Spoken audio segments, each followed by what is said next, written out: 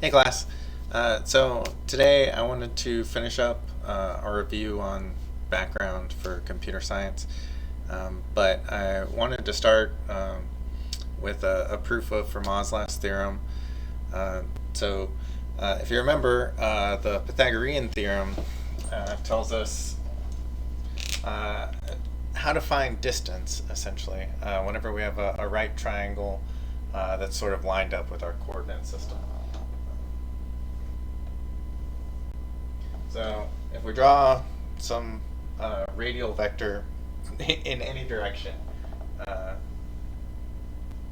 then we can recover the xy components for this point using the Pythagorean theorem. So we have a, b, c, or we have x, y, in r, where r is our radius. And these points are closely related to circles in that we can see whenever we call it the radius that there's this whole family of triangles that are related to this.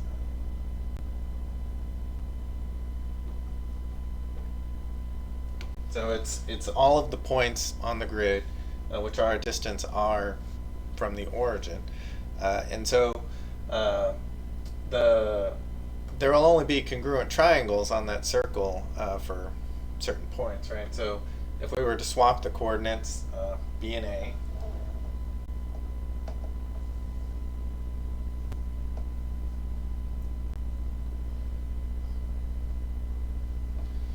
then we would have one that's still a right triangle, right, with radius c, and then one side of length b and one side of length a. And then if we were to reflect these two about the y-axis, then we would get two more. And then if we were to reflect those four about the horizontal x-axis, then we would get four more. So in general, there are 8 triangles which are of congruent length for any triple that you choose, right? Coordinates a and b with radius r and obeying the theorem,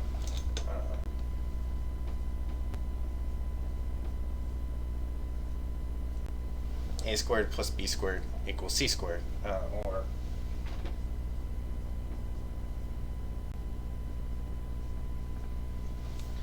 x squared plus y squared equals r squared. So I would like for you to consider this problem in terms of complex numbers. So I'm sure many of you have already been introduced to complex numbers, or at least the concept that there's something associated with the square root of -1, right? And so you can map them out just like you can functions in the plane. You have some x and some y that derives its value from x. But in general, we tend to not study it unless you specialize in math, and then you spend quite a bit of time specializing in it. But whenever we map that out, the imaginary axis, or the lateral component to the real axis, is typically I times y, right? And so you have some y value, but it's proportional to this imaginary number I equals the square root of -1. And then there's a conjugate value down here. It's negative iy, right? Just like there's negative x in this direction. Okay, so it seems like I've introduced unnecessary complexity to this, but I want to take a moment to note that distance is measured the same as if you had plotted this, on some two-dimensional plane, on a two-dimensional grid, and it's, we still find this value. If you have coordinates a and b, then you can still recover the distance, the length c, from the Pythagorean theorem. So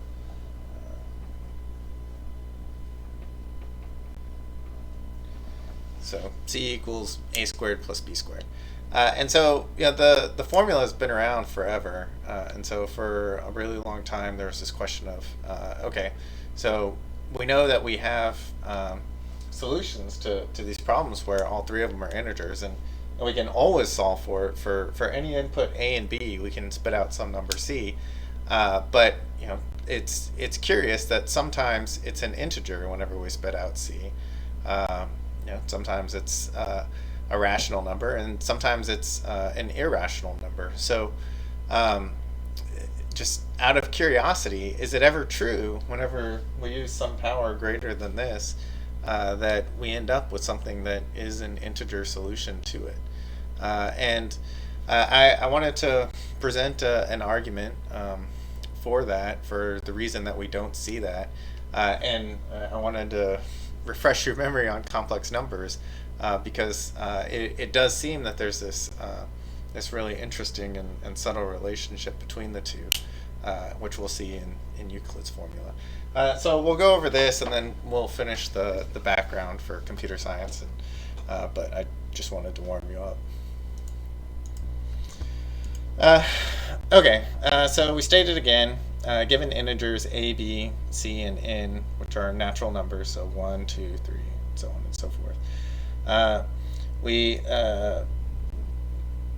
state that there is a solution to this formula, c to the n equals a to the n plus b to the n, whenever it's true that all four of these variables are integers, and then we have some equality here. But we also note that if we look at this, we see that there's this relationship to the Pythagorean theorem that we were just looking at. So if we treat n as, whenever it's an even number, as 2k, then it really has its Pythagorean form right here, right in front of us, right? So c to the ck squared is c to the 2k is equal to a to the k squared plus b to the k squared, which is our Pythagorean triple. And then whenever it's odd, the triangle associated with some theoretical solution would have lengths.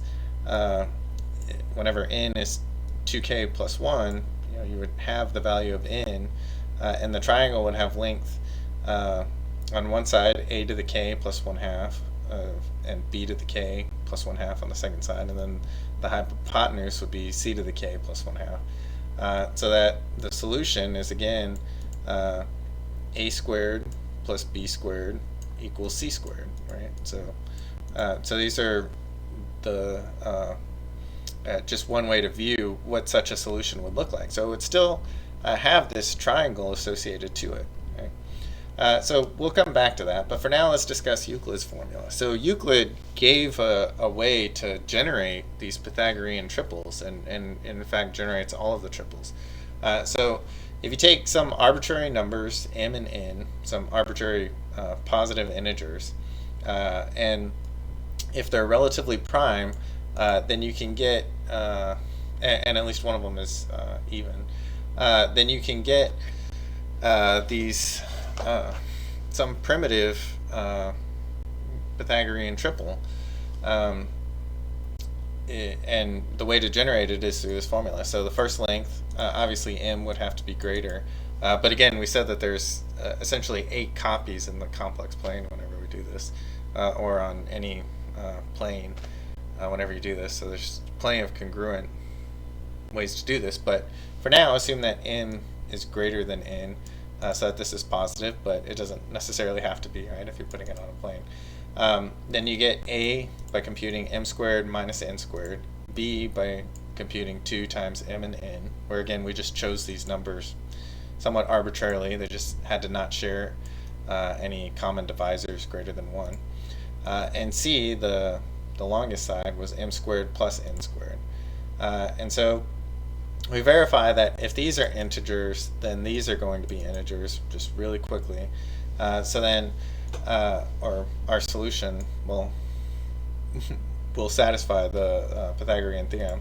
So a squared plus b squared, given these, is, through algebraic substitution, this is a squared and then this is b squared.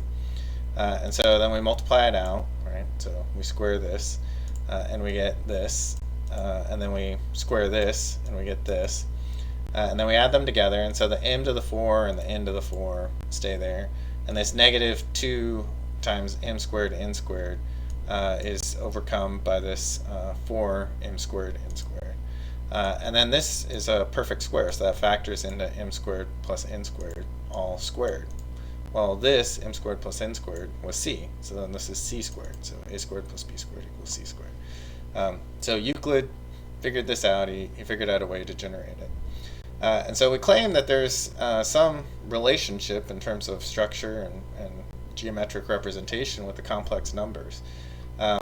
So, okay, now let's pick some point in the plane, right, where we have some complex number, x and plus iy. Then z squared, which is equal to x plus iy squared, or plus iy, and then all squared is the real part. So we have x squared, and then we have plus I squared times y squared. But I was the square root of -1, so I squared is -1. So that's x squared minus y squared when we make that simplification. And then the cross terms, which is plus 2 times I times x times y. Right? So an imaginary part of 2xy.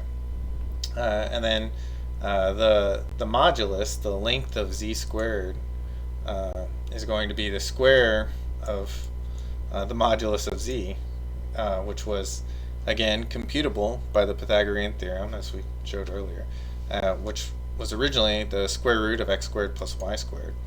But whenever we take the square of z, then its modulus is going to be, that length is going to be squared. And so this square root just goes away, right? The radical just disappears and we get what's underneath. So that if x and y were integers to begin with, then this is always guaranteed to be this will always be an integer. So the square of any point on the complex grid is kind of what we're looking for, right? It has a integer x value and an integer y value, so it's on the grid. It's a point on the grid, and then it's either going to have a length, which is a square root, or a perfect square if it's already the square of a square root, right? So we see that form that z squared, right, is equal to x squared plus y squared. That's looking familiar. M squared plus n squared. The imaginary component for b is 2 times m times n, right? 2 times x times y. And then the real component is x squared minus y squared, right? So a was the real component, b was the imaginary component, and then c was the hypotenuse. Right? And so from that we see that it is a true generator of these solutions, right? So you can pick any point on the grid, and then you square it, and then you're guaranteed to end up with a Pythagorean triple, because the real part will be an integer, the imaginary part will be an integer, and if originally it was a square root of some integer, well, its square is guaranteed to be that integer, which is the sum of 2 other squares.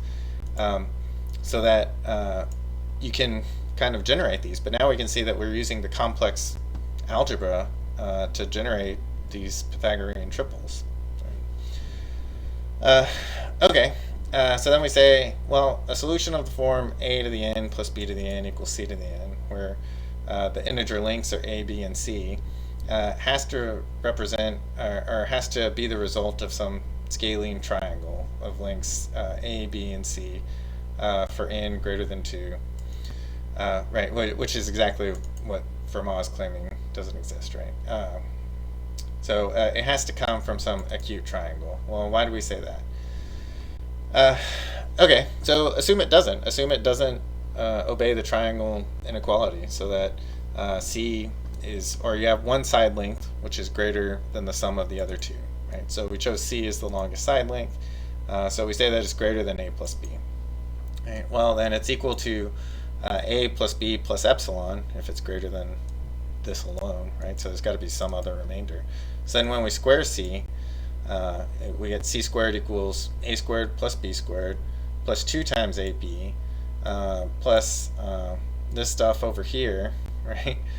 Which epsilon, so that's epsilon times A plus B plus epsilon, which is again all greater than 0. So so we see that we've already overcome A to the n plus B to the n whenever we start with C to the 1 greater than A to the 1 plus B to the 1. So that's not going to work. And then it's essentially the same problem. If epsilon is 0, right, and so if C is equal to A plus B, then it's this, but A and B were chosen to be greater than 0. So again, we're not going to end up with some perfect value, because we already have, by the time we reach n equals 2, then we already have that C squared is greater than the sum of these squares.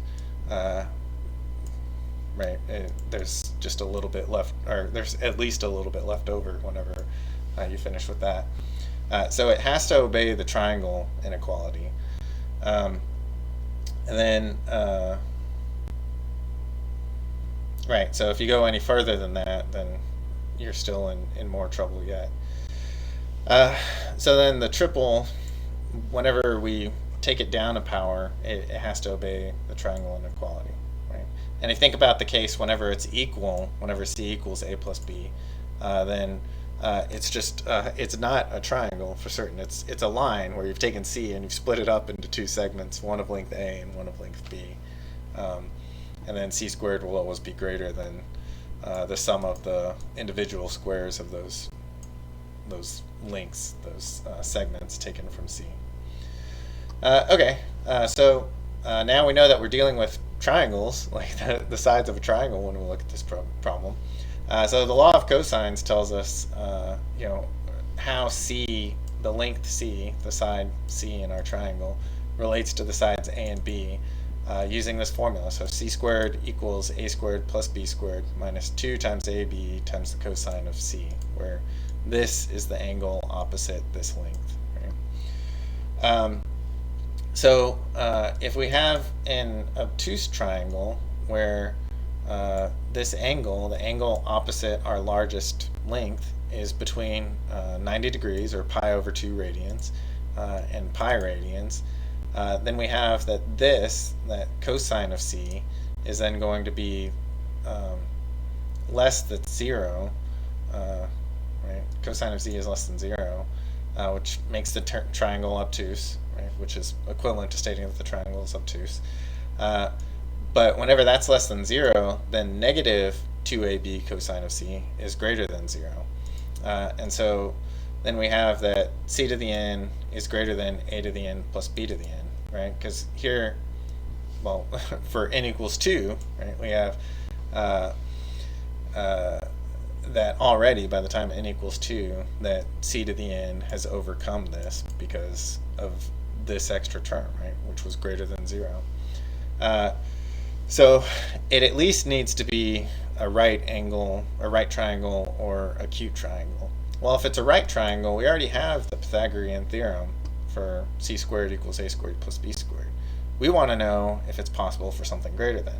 Well, we've ruled out all of the other cases where C is greater than A plus B, C is equal to A plus B, and C, and when it obeys the triangle inequality, that C is that the triangle is obtuse, and we already know the case when the triangle is a right triangle, so it has to be acute. That's the only possibility left to us. Right? So any solution to the case n greater than 2 requires that cosine of C is greater than 0, which is the same as requiring that it be acute, or equivalently that all angles are less than pi over 2.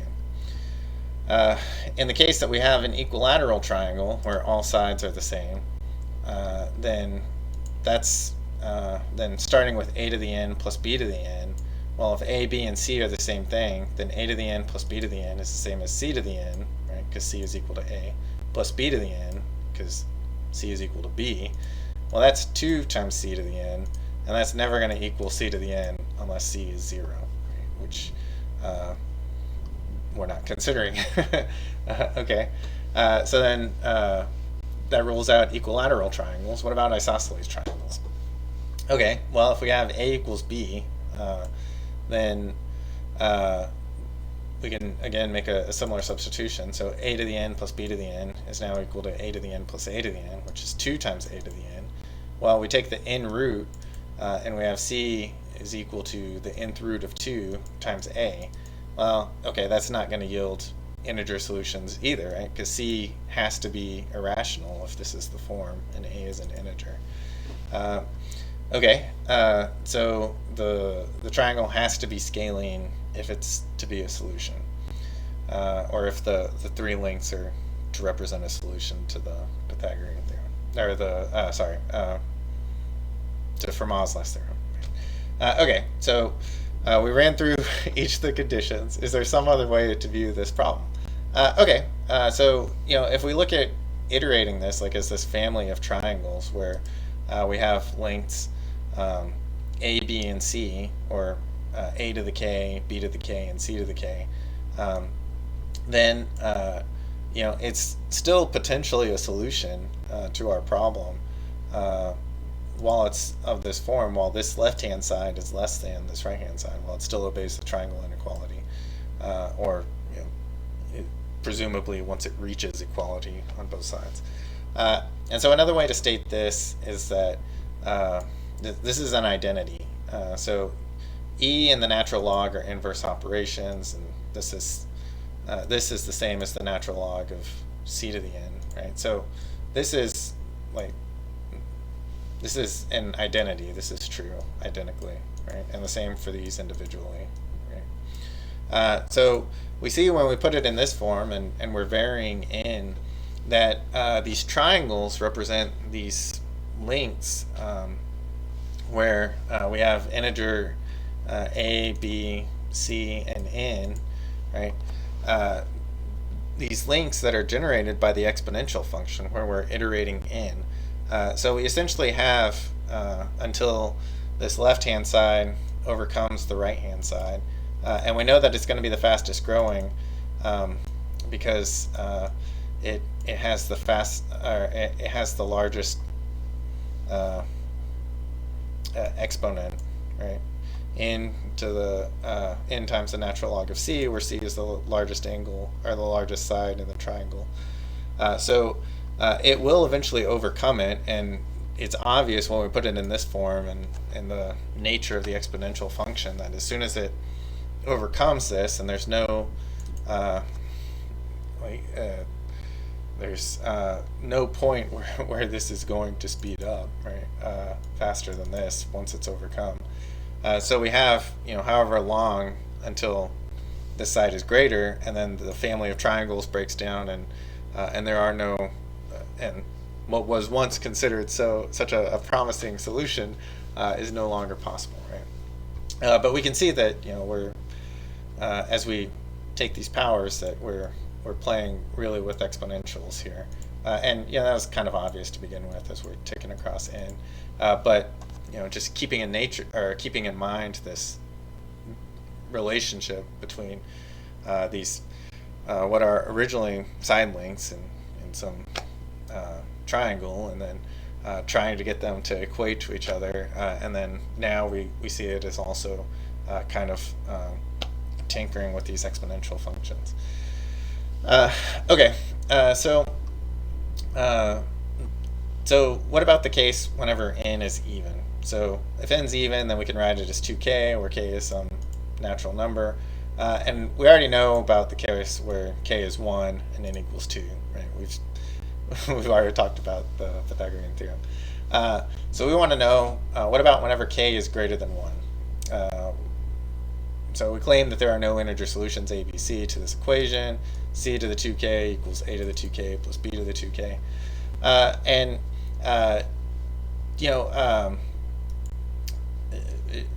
we know that Euclid's formula generates all of the integer solutions, and we're starting with some inputs m and n, and we believe that a and b are also integers, right, for some solution. So then we put it in Euclid's form, right? So a to the k is solved by some n to the k and n to the k pair, right? So that this is 2k or whatever, and then b to the k is equal to 2 times n to the k, n to the k, and so forth. But right out of the gate, there's problems, right? Okay, so we have some solution over here, presumably, but we end up with this radical, just right out of the gate, and so it's not going to be solved by that. Okay, so we see that b has to be irrational whenever we put it in that form, and that we can't get back to it. Okay, so that was a problem.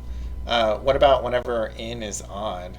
So whenever it's odd, we write it in the form 2k plus 1, and we're just restricting it to the case where n is greater than 2.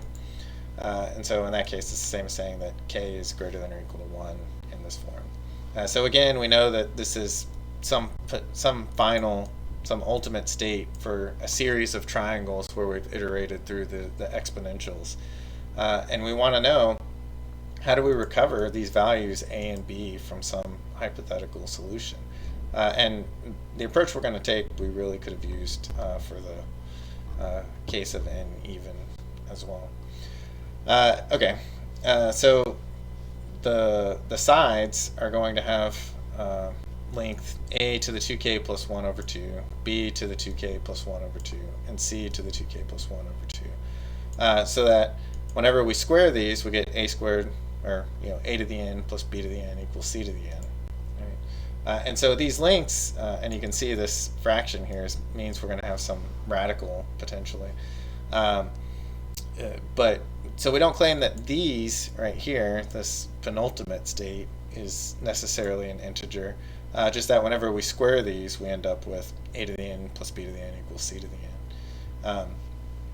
And so let's consider this in terms of complex numbers again, right? So we have z equals x plus iy, and we have the polar form where this is our radial distance, so z equals some radial distance times e to the I theta. And if you're not familiar, e to the I theta is just a fancy way of writing these coordinates for points on the circle with an argument theta. So that's rho times cosine of theta plus I sine theta. So then in the complex terms, this is x, and then rho times I sine theta. So rho sine theta is going to be our y value. So we have a representation for z. We have a representation for x, and we have a representation for y. Or if you prefer, c, a and b, or rather c to the n, a to the n, and b to the n. Okay, so now we represent our triangle as a point on the complex plane, because right, it's still an equivalent representation. And so we know that whenever we square this, we'll get a solution, but this is our triangle, right? And so this is the real length, and then this is the imaginary leg, and then this is the point represented by it. And so the square of this is going to be the radial length. Then these are kind of the feeders into that value. So in polar representation, we have some radial distance to the 2k plus 1 over 2 times e to the I theta. And here we have a to the 2k plus 1 over 2 is equal to that radial distance times the cosine of theta, and the same thing times sine theta. Okay, so now we just solve for a, b, and c, right? Simple enough. So over here we have c is equal to rho times e to the I theta times 2 over 2k plus 1, right? Like we've taken the root, or to the we've raised both sides to the 2 over 2k plus 1.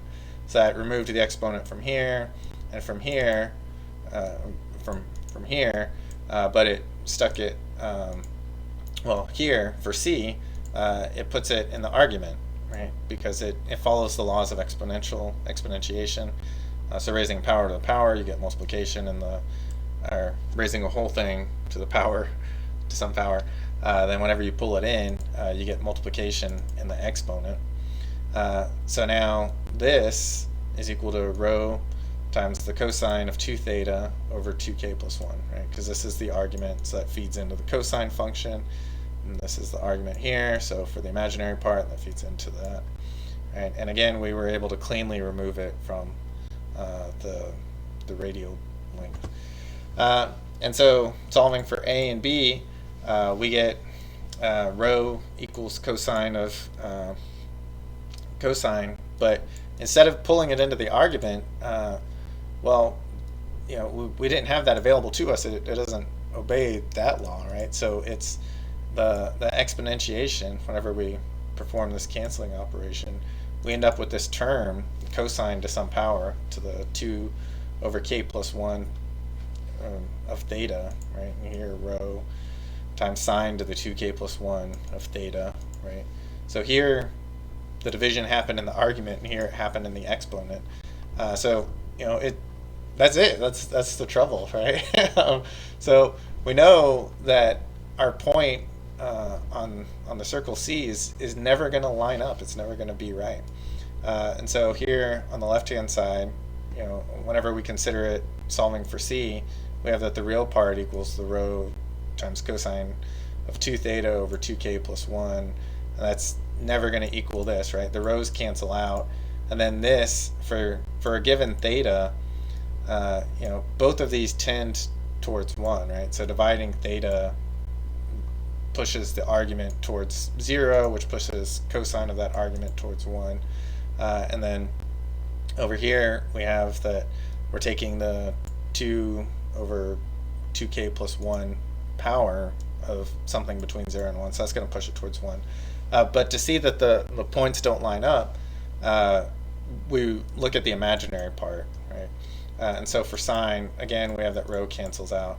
And here we have that the argument is being pushed towards 0 because we're dividing, or we're multiplying theta by 2 over 2k plus 1, where this value, this denominator, is at least 3. So we're shrinking the argument here.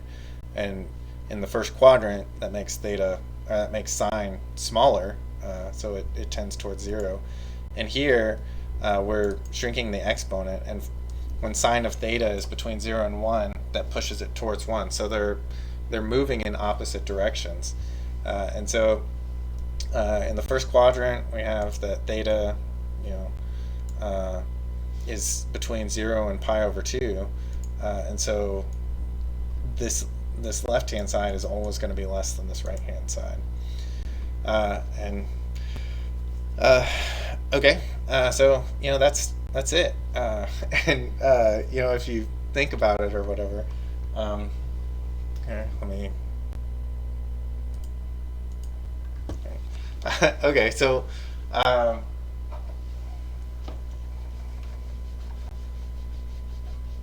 So what did we just show? Okay. Well, essentially, we spent a long time showing that A, B, and C had to originate as some scaling triangle, right? So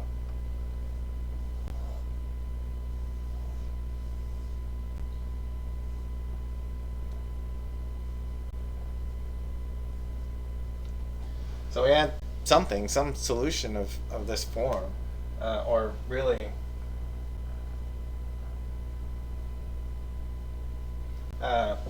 So where the real part was, so we had some triangle which worked out this way, and then when we squared all of the sides, we ended up with integer solutions and inequality for the reason of the Pythagorean theorem. But we knew that we needed some right triangle that had this representation. And so we shrunk c to the n, or c to the n over 2, and we kind of relied on the structure of complex numbers and complex exponentiation to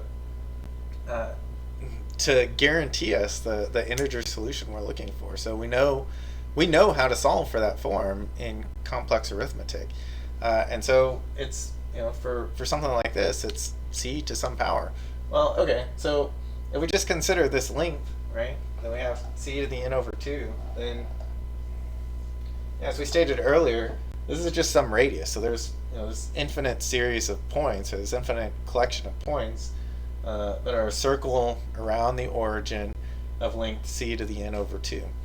And so whenever we shrink it, whenever we ask for some solution where c is our length,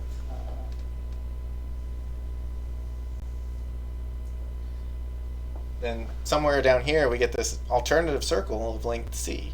And then we shrink the other sides as well.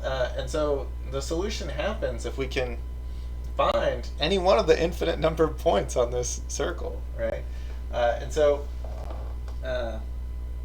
so we shrink this down, and we know that if we're in the first eighth, right? So somewhere where the argument is between 0 and pi over 8, that this length is going to be greater than this one. So, well, we know it. Whenever we shrink it down by that power, whenever we take the n over 2 root of it, or 2 over n, whatever is the appropriate root, right, that we end up with something, it's inside the circle, and we know it can't be a right angle, so we end up with something in here, right? And then we shrink b down, and we know it's got to be something, right? And so these roots tend towards equality. They all tend towards 1. The largest values have the most to lose whenever you take a root. As you take some value, like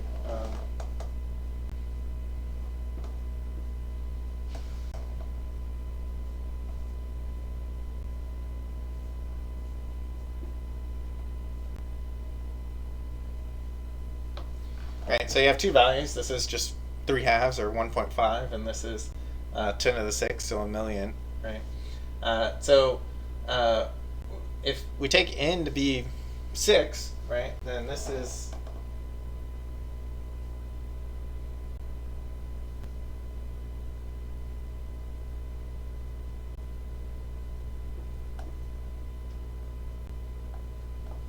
right.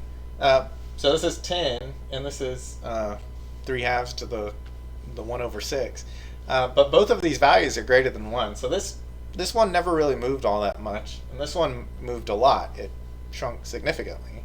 And so there's this tendency. They all build up towards, like, of length 1. Like, they tend towards length 1.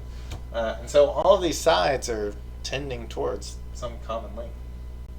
And so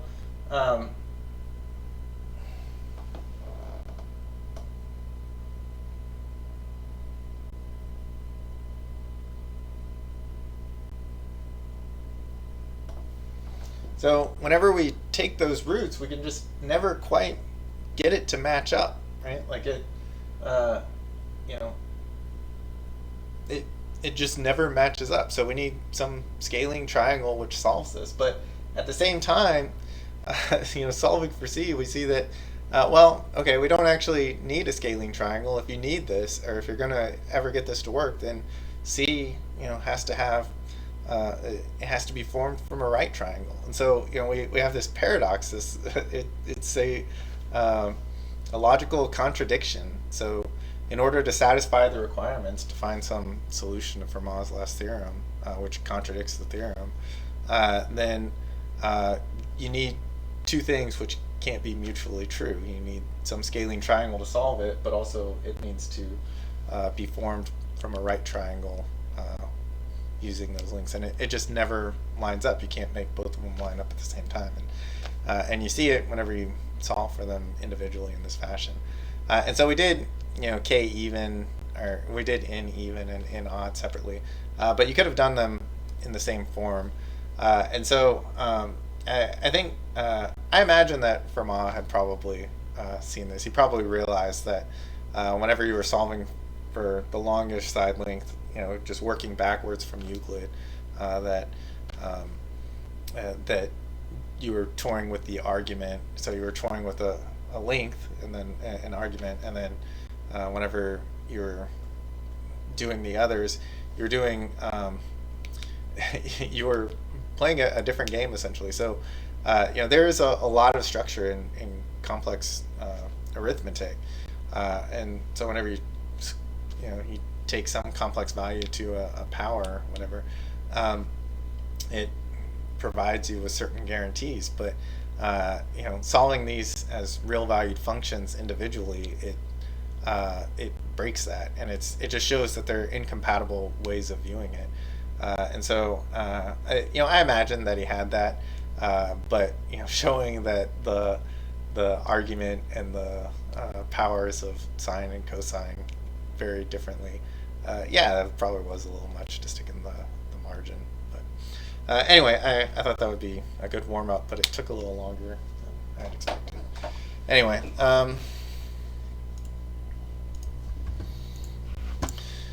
Okay, so we left off, I believe operating systems was the next thing. Yeah, we were talking about nodes and edges and stuff from graphs and trees.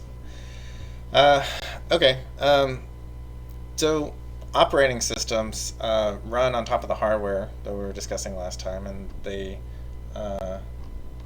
juggle. Oh, actually, I think we had gotten a little further than that. File systems. Okay. So operating systems perform all of this advanced juggling, essentially. And then the file system is kind of a utility for the operating system, and it's provided to the user or the programmer, whoever is taking advantage of the computer. And so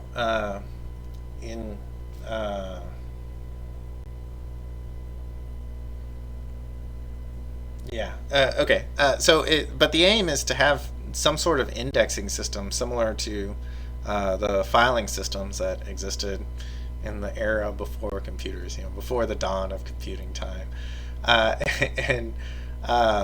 and so it has this directory structure, which is a form of a tree structure. So in Linux we have root, which is just this slash. In Windows, the root for the file system is going to be a drive letter typically, so C : backslash or D : backslash, and then devices are mounted here as well. But in Linux and in Mac and in Unix and most of the other systems, then you just begin with a slash, and so that's the root. And then you can add additional drives and so forth, but you have to specify where you're mounting it to.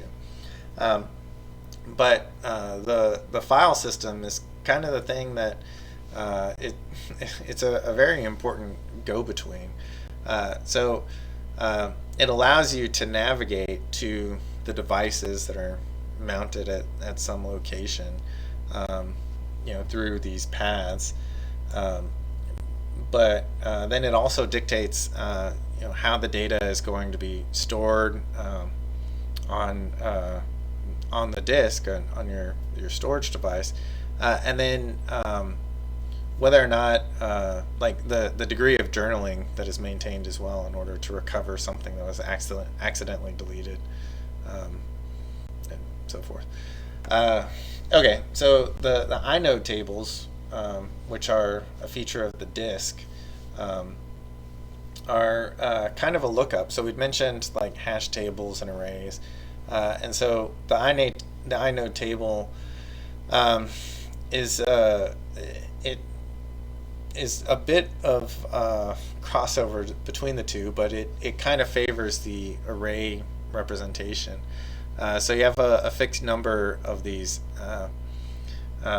labels, essentially, and it says, okay, so from this block to this block, is owned by, or this directory owns this block to this block, and so forth, or this file is written between here, location A and location B, and then it's continued over here, and so forth.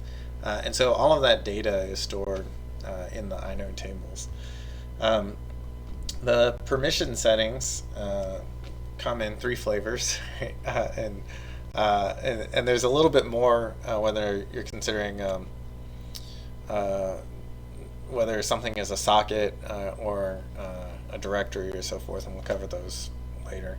But as a rule, if you're considering just a file as you think of a file, then it's going to have three permissions. It's going to have read, write, and execute. And directories will also consider files for generalization purposes. And so for a text file, you can read the contents or you can't. So that's 0 or 1. For a directory, reading consists of two operations.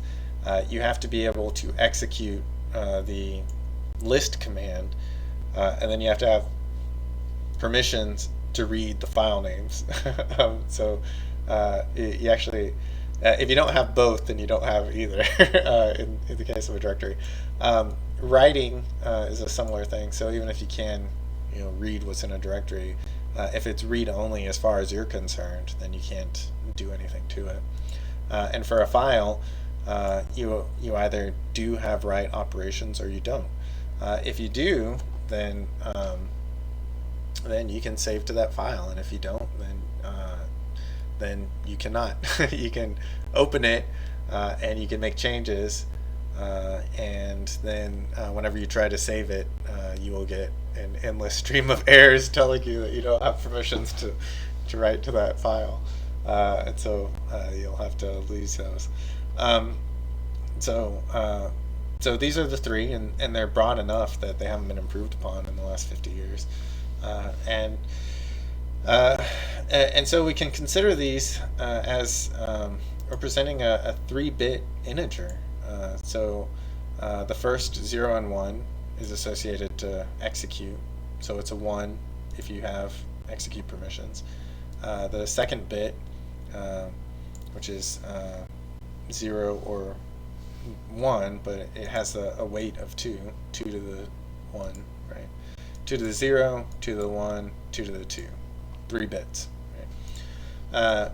So that's either 0 or 1, and then this one's 0 or 1. And so you have a maximal integer value, 3-bit integer value of 7, 4 plus 2 plus 1. Or if you don't have read, then you have 2 plus 1, which is 3. Or if you don't have execute, but you have the other two, then it's 4 plus 2, right? And so it's this really clever way of mapping back and forth between a bit representation of a concept and then inclusion and exclusion of privileges or of some state, right? So these values are 1 when you have them and 0 when you don't. And because there's 3 things we're concerned with, we only need 3 bits to represent all of the possible states for the set we want to consider. And those values are 0 through 7 whenever you think of them in terms of numbers. Okay, so then we want to think of everything as a file. Well, scripts are just a file. Executable files, binary files are just a file. But scripts you can read and you can execute them. So they kind of live in both concepts. And so in order for the script to act like a program, it has to be readable and executable. So the same thing as we were talking about with the directory. And then in order for a file to be updated and saved, it has to be writable.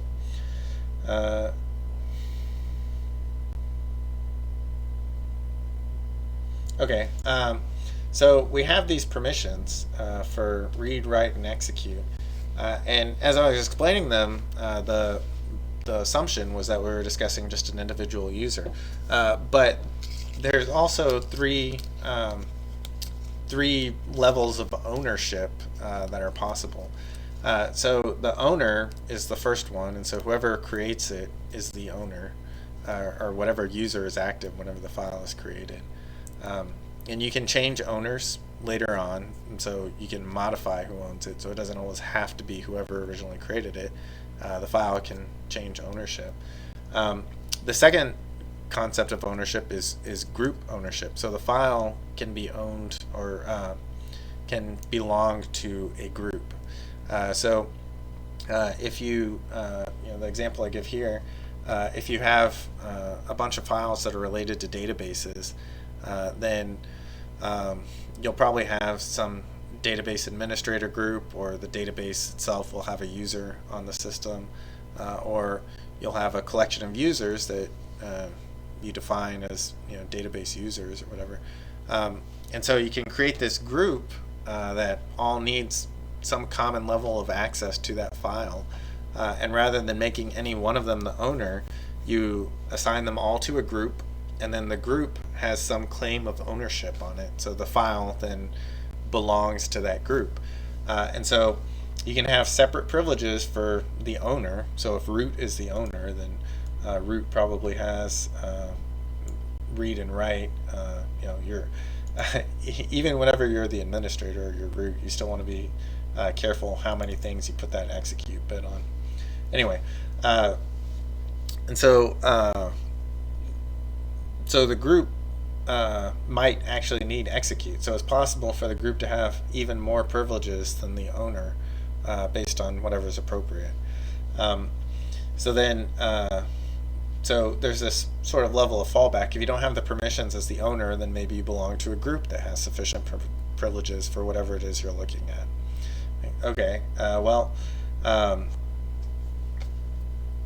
if that doesn't work, then the last level of ownership is essentially it's global ownership. It's other, right? So user, group, and other, and it's possible that some file was made available for everyone to write or everyone to read, and so if you aren't the owner and you aren't if you don't belong to the group that has a claim on the file, then maybe that file was intended for everyone to be able to read on the computer. In that case, if the read bit is set for other or for everyone, then you'll be allowed to view the file. So there's 3 permissions and 3 levels of ownership. And so whenever you're setting permissions, the first octet, or the first, it's not an octet, the first octal, so 3 bits, 8 values, right? 0 through 7. The first octal is the user privileges. The second octal is the group privileges. And the third octal is everyone else's privileges. Everyone else that has access to the machine. So within each one of these 3 numbers individually, each of these numbers has all 3 permission settings defined as either a 0 or a 1, based on whether that level of ownership has that particular permission setting. Right? And so you can represent these concepts very succinctly in just these 3 numbers whenever you're modifying the privileges for the file. Okay, so that's permission settings. And then, just a brief note that everything's a file. So we have this distinction between devices and directories and files, but on Linux systems and Unix systems or Unix-like systems, everything is a file. It doesn't really matter. So it has some location on the file system that you can access. Whenever you open up, you're given some file descriptor ID, and you can read information from it or you can write information to it. And in that regard, everything kind of starts to look like a file. And so one special type of file is called a socket. And so in Linux, it has this special directory that it lives in. It has a special location. And then in Windows, it is the named pipes, I believe, are the equivalent of sockets. So it's a file that sits open, and it can be piped into, essentially. And so it kind of allows for this stream of communication. And so in C++, whenever you write cout, then you're writing to the output file descriptor. And I guess I should mention that that everything, every time you execute a program or you start a program, there are 3 files that are automatically opened with them. There's standard input, which has a file descriptor of 0, standard output, which has a file descriptor of 1, and standard error, which has a file descriptor of 2. And so they're just numbers, right? And it seems like it doesn't really mean anything, but in Linux systems at least, you can navigate to a location that's associated with that process ID. So it'll have, in the file system, it'll have a directory location that you can navigate to, and you can see all of the open file descriptors, and as long as that program is running, those 3 will be there.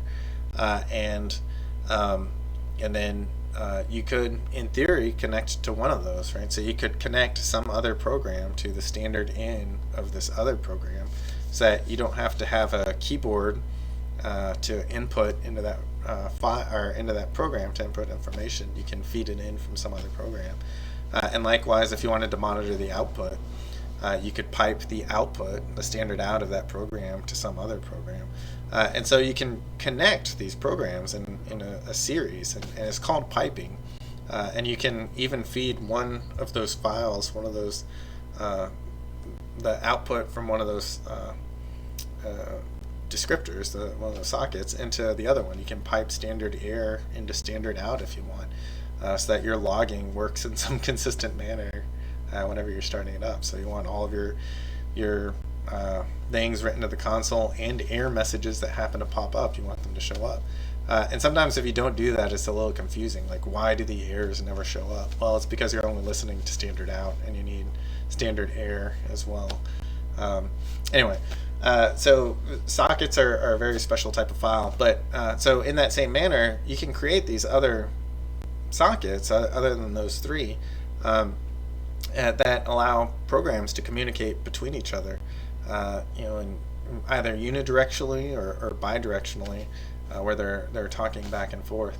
And it's just this really cool feature that you end up having to work a really long time in order to use, unless, as students, you decide to investigate it and kind of play around. But I think it's just super, super cool. But sockets are a concept that we'll come back to later whenever we talk about communication over Ethernet, or communication over computer networks. Right? So again, we reduce the problem to communication with a file, and so there's this special file that sends data out over the network, and the operating system does a fair amount of the work, and the hardware does a fair amount of the work, and it kind of, it all kind of happens.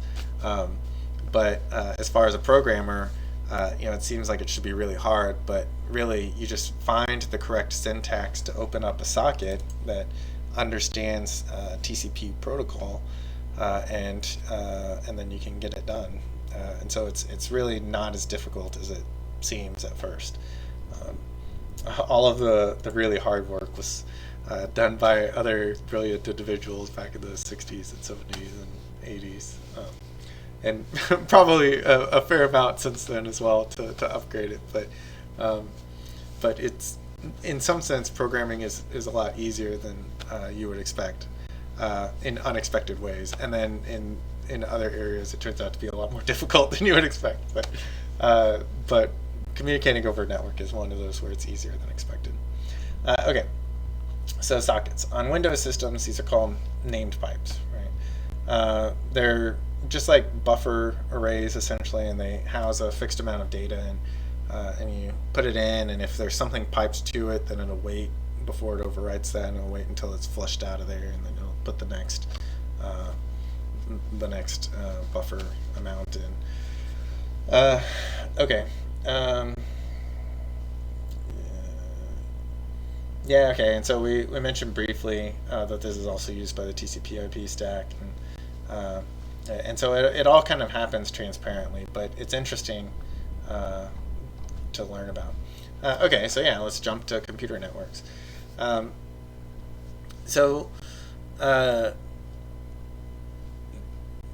We all have, I'm willing to bet that almost everyone in my class has a computer network at home, or whenever they're in a computer lab, they're definitely on a network.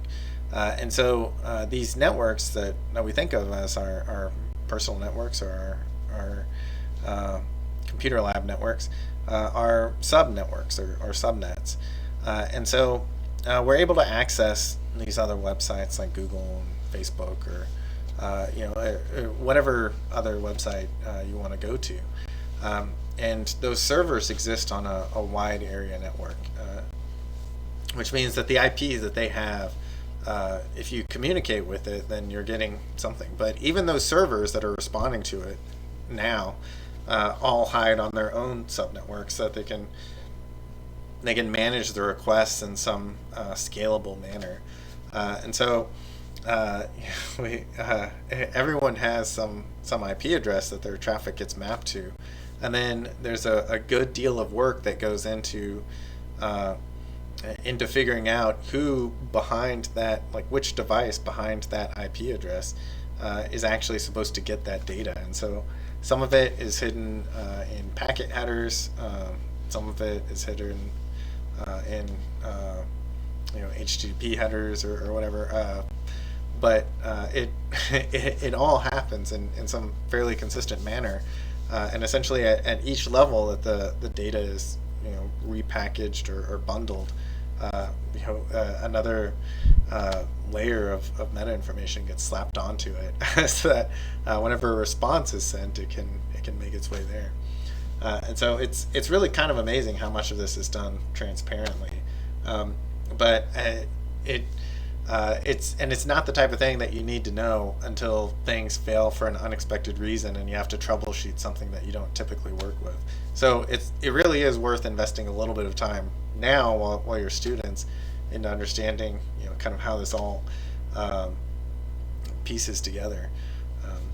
Anyway, so networks, they have hardware which connects them, either these wireless devices or these cables, and they have hubs and they have switches and they have routers and so forth. But in terms of getting from your program, or if you want to think from your web browser to wherever it is, whatever website you're trying to communicate to, it goes through this sort of Russian doll packaging system, right? So the application layer in TCP/IP communication, we'll discuss that more in just a little bit. So the application layer does its own form of information bundling, and then it writes it into the socket. And so whatever framework you're working on is going to have predefined certain libraries, prepackaged certain libraries that'll do a fair amount of the work for you, so that you're just writing to a file, but the framework knows that it has to pass to certain operating system functions or utilities or whatever in order to communicate outbound, like outwardly over the network. And so the browser, whatever packages it writes it to a file, and then that particular socket is a network socket, and so the operating system will pass it off or will handle it in the transport layer, transport. It'll handle it in the transport layer, and so it'll kind of bundle it up. If it's being sent over SSL or whatever, then it'll handle the encrypting or decrypting if it's coming back, and then the internet or the internet layer, which really begins with the network card, the network interface card. It handles communication between the nodes, between the devices that relay the information from your machine all the way to the server. And so it goes through this series of hops, and then it eventually reaches the other server. And then the link layer are those series of hops, right? So the internet layer begins here, but these two, you can consider these as being two sides of the same coin. So it goes out from your machine, and then in order to get to Google or get to Facebook or get to whatever website you're trying to access, it is, it probably happens in, I would say, about 10 or 12 steps, but very rarely does it happen sooner unless it's all on the same subnetwork to begin with. And like if you think about it, it goes from your computer to your router, and your router is connected to your internet service provider, and that ISP will it may have a table of like commonly used locations, commonly used websites, and so it might know exactly where it needs to send the information. But if the server is in California, then it has to go from your internet service provider, so from your computer to your router to your ISP, from your ISP to a series of relay points essentially between here and whatever physical location that server is housed at, and then as before, those servers are hidden behind some subnet, right? So it reaches its destination, and then it maps to the correct server from there. So it typically takes a few hops, and each time it's relayed, each time the baton is handed off, that is a position in the link layer. And those are, whenever we talk about nodes and vertices or whatever as just being a thing, these devices are the nodes. It's the place where a thing happened. It wasn't the wire, right? It wasn't the transmission. It was the ones that tried to perform some logical action. Okay. So then I give this analogy, right, where you're mailing a letter to a friend. And so you write the message, and then you drop it off in the post office box, whoever your preferred mail carrier is. And then, and so the difference between TCP/IP and UDP, and the difference between ICMP and IGMP, I believe, is the tracking, right? So if you spring for the premium service, right, then they'll let you know whenever your package is delivered. But if you're poor or you don't care, then you'll not go for the higher service, and you'll just stick a postage stamp on it, right? And so in that case, you've dropped it off, it's been sent, but you don't get a notification whenever it's delivered. So that's what's known as an unreliable protocol.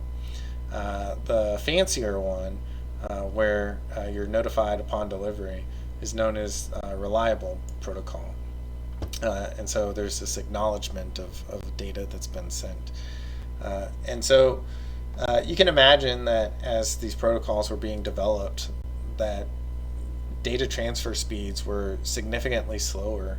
And so UDP was really prevalent back when we were using modems or less or slower modems, right, sending bits per minute or something like that, that you don't want to wait for the round trip. You just want to send it all and have some air checking, and then maybe have them call you or whatever afterwards to say whether or not they got it. But the network was slow. It was just faster than physically sending some printed version of some file. But you didn't want to wait, and so you used the unreliable method. You stated who you wanted to connect to, you sent the data, and then you followed up on your own later. You didn't use the network for that. And so, but now that the latency is low and bandwidth is high, you can really communicate very effectively, very quickly, and get that reliability feature where each packet is acknowledged, and there's certain checksums that are performed. There's these little tests that are run on the data once it's received against this hashes or some other concept, which allows you to check whether or not it was appropriate, whether it was sent appropriately, and received in properly as something that could be recovered or without error, or you get a response if it was something that couldn't be recovered if there were too many errors in the transmission. Okay, so TCP is reliable and UDP is unreliable in the sense that it doesn't wait for a response, right?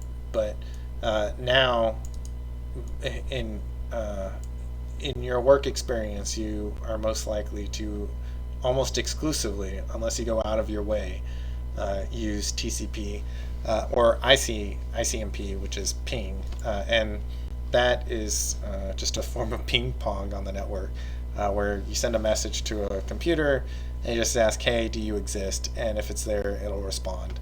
That can be configured to not respond, so you can choose not to respond to ICMP requests. But ICMP is used for that, and then traceroute. So there's this concept of time to live for these packages.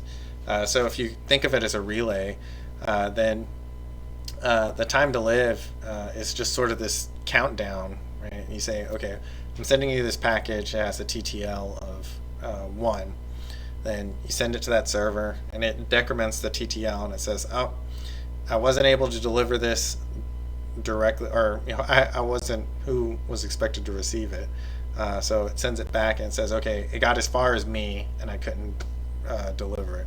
And then you send a package, or you send an ICMP request with a TTL of 2. And so it finally gets past that first one, it decrements it before it hands it off to the second node. That second node decrements it and says, oh, it died with me. And so in this way, you can sort of count all of the hops, all of the nodes between yourself and your destination by toying with this TTL feature. But in a general case, so if you're not running traceroute, and you're not curious about everywhere that your package is being handed off, or your data is being handed off, then TTL represents the idea that your server or wherever you're trying to reach isn't on the network. So the data doesn't bounce around forever. It gets, presumably 32 chances to make it to its destination.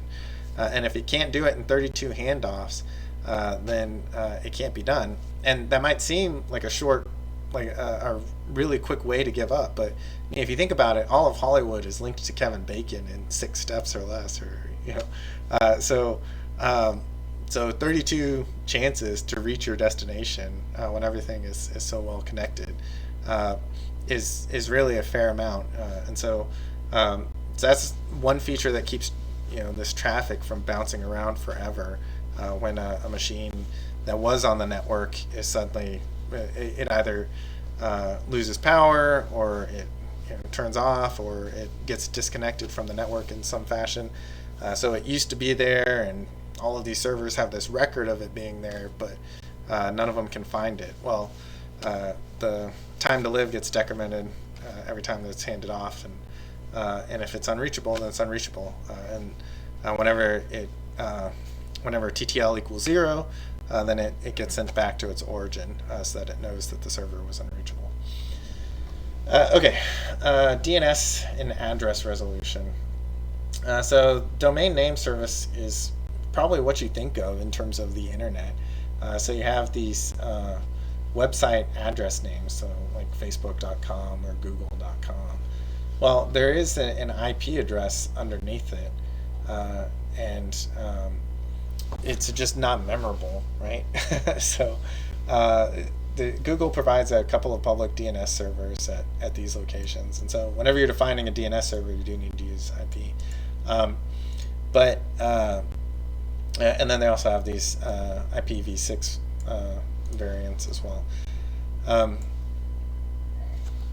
But in general, people don't want to remember numbers, or in the case of IPv6, they don't want to remember, these strings of this length. I think it's I can't remember if v6 is 64 bits or 128 bits. I don't remember offhand, but it's a significant lengthening over the 4 bytes, the 32 bits of the IPv4 address system, and so we use domain name service resolution in order to change these things that aren't easily remembered into these things that are easily remembered, and so that's where the service is, and it's a lookup, it's a table, it's a dictionary, it's a hash table, it's a map, whatever you want to call it, key value pairs. So you type in this thing, which you can remember, and you get back this thing, which the network needs in order to do its addressing. And that service, that lookup, is the domain name service, DNS address resolution. And so uh, there is another feature which converts between the uh, the MAC address, the media access control address that's imprinted on uh, your network card, and can be overwritten by software, by the way. But and the IP address, which is assigned whenever you join a network. So there's uh, this thing that doesn't change when you move around, and this thing that does. So if you think of it in terms of like driver's license, this would be your driver's license number, which doesn't change when you move within the state. And this would be your street address, which does change whenever you move. So anytime you go anywhere, you have the same uh, identifier, your driver's license number, but your address where you're currently residing changes. And so this would be analogous to the state's address records, where you tie drivers to their address, right? So that's the way that it goes back and forth. But this is very much an honor system. so so there's a way to perform something called a man-in-the-middle attack, where you pretend to be these other devices. And then in order to not arouse suspicion from the other device, so you just update the network and you say, hey, I am this MAC address, which you happen to know is on the network. And then everyone will update their address, their ARP tables, their address resolution protocol tables, and say, oh, okay, so this guy is now at this IP address. And they'll send all the traffic there, and if you are running the kind of malicious software that would allow you to do this, then you take all of the traffic, you keep a record of it, and then you forward it on to whoever the real individual was that you originally stole that identity from. And so if the data is unencrypted, then you can just browse it freely. If it is encrypted, then it gives you a chance to sort of try and crack it if it's weakly encrypted. But it's safe to say that all of your data can be read by anyone on a network with any of the links, the nodes between wherever it is you're communicating, where you're trying to get to, and yourself. So it doesn't necessarily have to live on your network, although that's where the most data is available. But really, it can be picked out anywhere in between. So that's why you want to, if you value your privacy, then you want to stick to the secure protocols like HTTPS and SFTP and SSH, as opposed to HTTP, FTP, and Telnet. Okay. Hub switches and routers, and network address translation. Okay, so I think we have time for this. So hub switches and routers are three variants of something similar. So they're all like power strips are to electricity. So you have this one thing, you plug it in, and now suddenly you have 6 outlets instead of 1, right?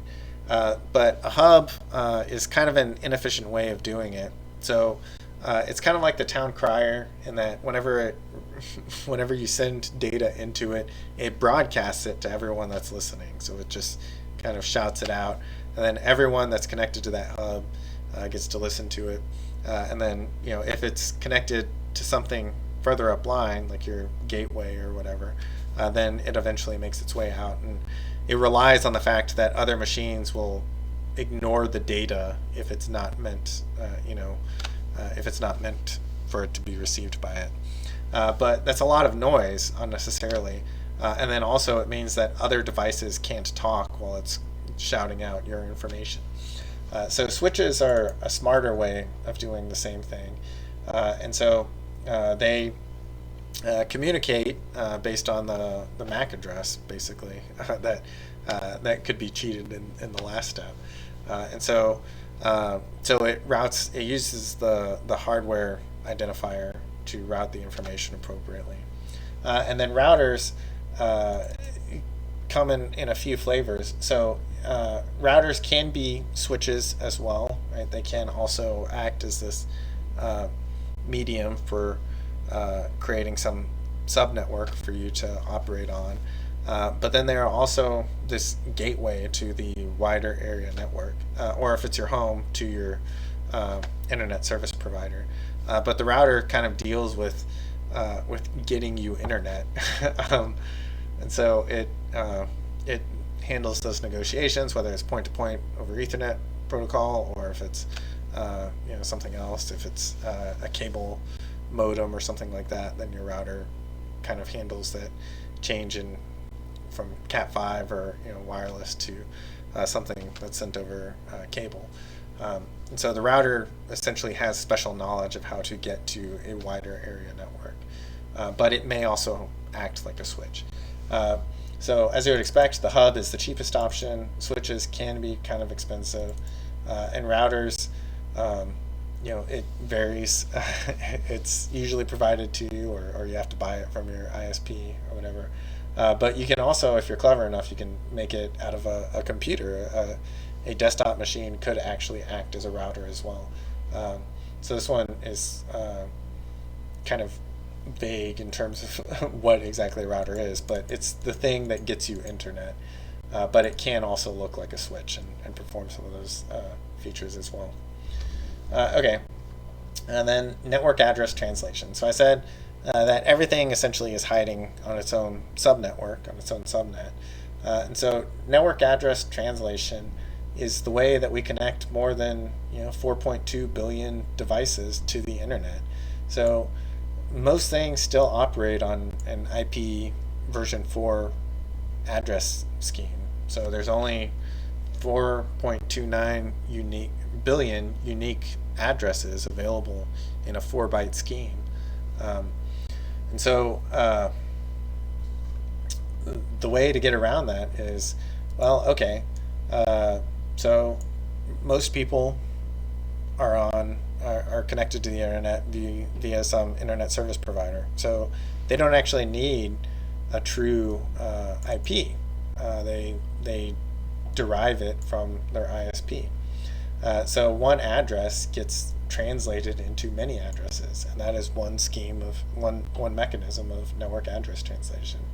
Additionally, even if you did have an external IP, like a true external IP, then you would just have the one entry point, but then you would have a router or something else, some other system that sort of spreads it out over your whole network. And so you'll see that whenever you connect to a network, that you end up with